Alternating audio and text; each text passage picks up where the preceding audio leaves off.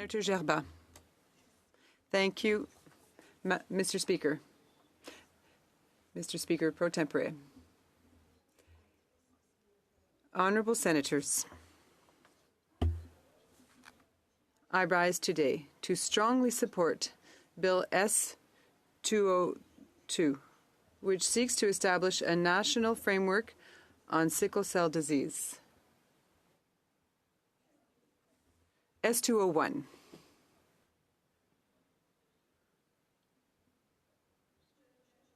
Let me start over. I'm so sorry. Thank you. I rise today, honourable senators, with great conviction to support Bill S-201, which seeks to establish a national framework on sickle cell disease. I am not a doctor, as you know, but I am a witness. Witness to suffering. Witness to silence. Witness to injustice. I thank Senator Miji for her leadership and her long-standing commitment to this important topic. She has highlighted a reality that is too often ignored. As she mentioned in her brilliant second reading speech, this disease mainly affects racialized communities. Canadians of African, Caribbean, Middle Eastern, South American, Indian, and/or Mediterranean descent. But it would be a mistake to think that those who are of another origin are safe. Indeed, today we live in a world where, due to the mixing of populations, unions between people of different origins, given that the unions between people of different origins are becoming more and more frequent, this no longer excludes the possibility of transferring the gene to other groups in our population. So we must act now. We must act now for the future of all of our communities. Personally, I discovered the disease in Cameroon in 1984. My fiancé then, now my husband, and I had to get a screening test before we got married.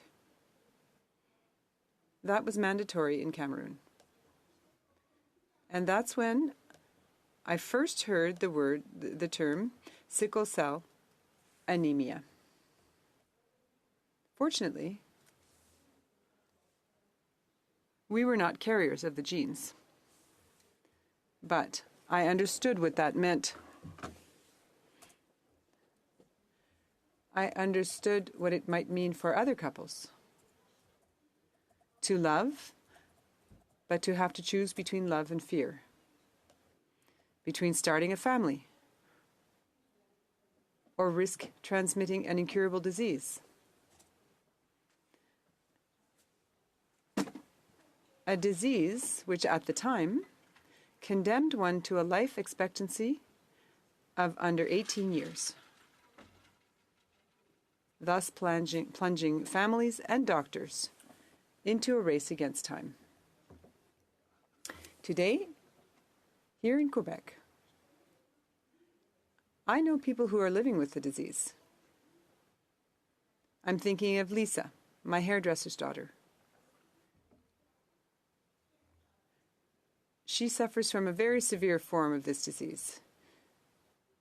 She has to endure intense pain attacks, frequent hospitalizations, the interruption of her studies, and a nearly non-existent social life. At the age of 35, she lives in the shadow of the disease. She doubts herself. She lives in fear. The most difficult thing for Lisa's family is the cost of the medical care, of the medication, and hospitalizations, which create considerable financial constraints, further increasing the burden of care. I'm also thinking of Mario. He decided to fight. He studied at the best universities. He's married. He has 2 children. He follows his treatments rigorously. He has adapted his life. He transformed his pain into strength and empathy. And then there's Mamadou Camara, director of the documentary Suffering in Silence, which I highly recommend you watch. He shows us the other side of the situation, with the powerlessness of parents in the face of their child's pain and the anguish of a life lived under a sword of Damocles. Colleagues, this bill is essential. It contains measures that can directly support those who are infected with this disease.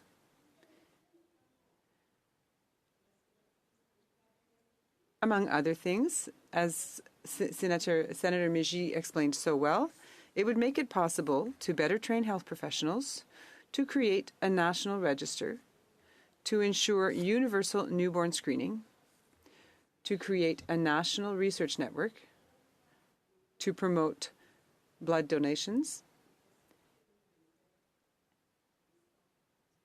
and build a diversified blood reserve. And finally, it would raise public awareness of this terrible disease. It is not normal that even today, patients arrive at the emergency room in crisis. They are not believed. They are judged. They are neglected. This is unacceptable in 2025 in Canada. Sickle disease is not rare. It's just invisible because it affects minorities, people, communities.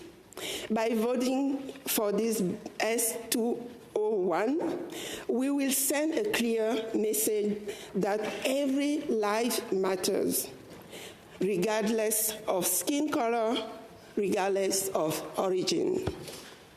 En votant pour le projet de loi S-201, by voting in favor of Bill S-201, we are sending a clear message that every life matters. It doesn't matter what color your skin is. It doesn't matter what your origins are. Dear colleagues, I'd like to say that we represent minorities. We represent our regions. We represent our communities. We must support everything that affects all of the communities in our society. Every life matters. Loi S-201. And Bill S-201 must be sent to committee quickly for study. Thank you to Lisa. Thank you to Mario.